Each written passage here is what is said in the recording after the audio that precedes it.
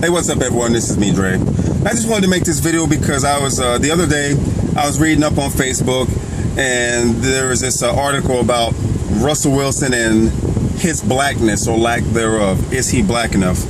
And I couldn't laugh at it because, honestly, it's the kind of subject that pisses me off, because I know the question of blackness, it's coming from someone else that's black. So as I delved into the article, they were saying that there was some turmoil in the locker room, you know, and because of the Percy Harvin trade, he was at the source of it, questioning Russell Wilson's blackness. Now we're talking about a young man, very well spoken, extremely articulate, very studious in the film room, which is one of the reasons why he was so successful his rookie season and last season when he won the Super Bowl. But it wasn't just him. That's a different subject with the team itself, with the Seattle Seahawks. But all the same, when you look at Russell Wilson, you can't say simply because his fiance or now wife, whether they're married or not, is white, that it makes him less black. And it kind of reminds me back in 2012 when Rob Parker, the journalist on CNN, called Robert Griffin III a cornball, simply because Robert Griffin III is apparently Republican. Not all blacks are Democrats. I'm not swayed to any political side because I really don't give a shit about politics. I think they're all liars. But all the same, you know, you have a black man questioning another black man on national media syndication and downing another black person because of their quote-unquote lack of blackness. And of course, his mouth got him fired. But that's just the thing. Black people are very quick to question others' blackness when there's not a certain agenda that's met. Case in point, last year I made a video about Riley Cooper, wide receiver from the Seattle Seahawks, white guy. He was at a country concert, got upset because security didn't allow his celebrity status as an athlete to get him backstage. So of course he had a little bit to drink, and I'm not blaming it on alcohol, but because he wasn't able to get backstage, someone filming caught Riley Cooper saying, "I'll jump over that fence and fight every nigger over there." Now I wasn't upset about that at all. I was primarily upset because his PR guy told him to get up and on the microphone in front of a whole bunch of journalists and say shit like, you know, I'm a better person than this, and I want to apologize. You know, I didn't mean to say this. I didn't mean to hurt anyone, blah, blah, blah. And I'm just like, that's bullshit. The ease in which that word came off of his lips, you know that motherfucker said it before. And I'm only upset because he actually apologized, because he was forced to apologize.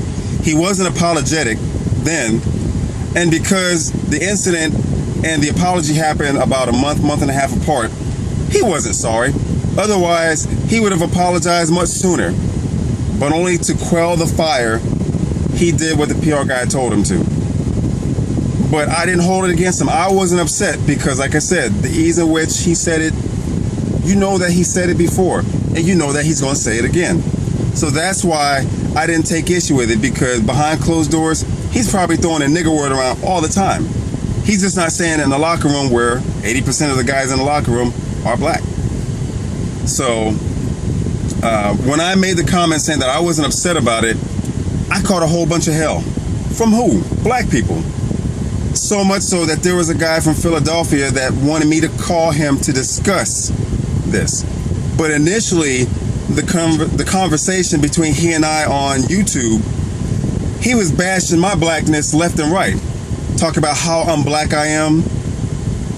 And then, of course, you have the video that I made back in June of this year with Janelle Ambrosia, the bitch that went off on one guy because apparently she said that he tried to run her kid over, and all he did was start his car. It started the kids.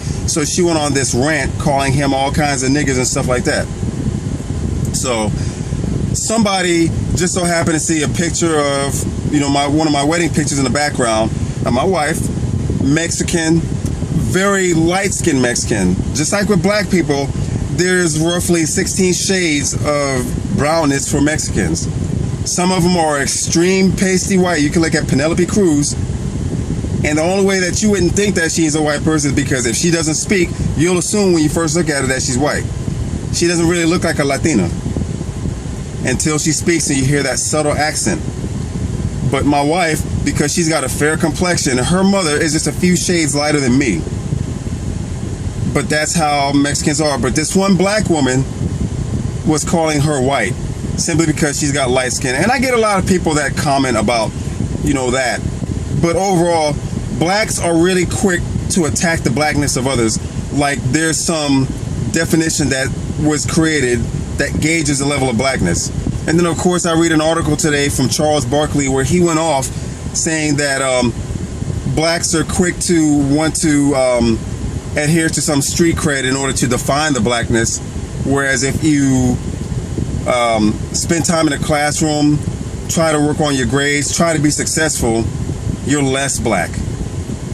And he hit it right on the head. He hit the nail right on the head with that. And it's true.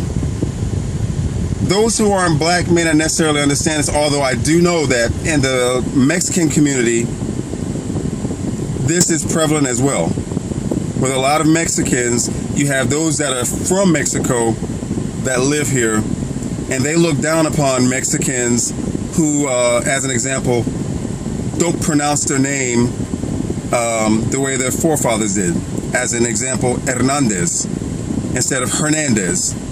That's frowned upon in the Mexican community. And I can kind of understand. Mexicans in the call center environment where I work, I've heard one of my friends, Mexican of course, be corrected because a woman, he said that she was called, quote unquote, whiteified. Her name was blah, blah, blah, Hernandez. And when he said Hernandez, she corrected him and said, no, Hernandez. And that's the kind of thing. But that's neither here nor there, but Mexicans do it too. But as far as in the black community, we're really bad about that. It's like the age-old battle of light skin versus dark skin. And there's a history behind that. I don't have time to go into that. For those who understand it, you'll know what I'm talking about. For those, read a couple of books. But all the same, this whole bullshit about Russell Wilson's blackness, he's a black man. Although I do gotta admit, he's got a very atypical middle name, but like I said, when he walks outside, people see him as a black man. Those who might recognize him as an athlete, they'll know who Russell Wilson is, but they'll recognize him as a black man. And that's what I told people about me that question my blackness.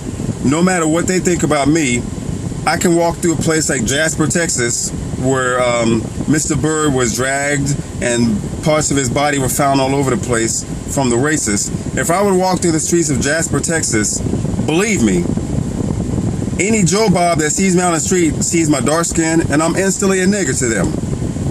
So no matter what other black people think about me, I know who I am and I'm proud of who I am.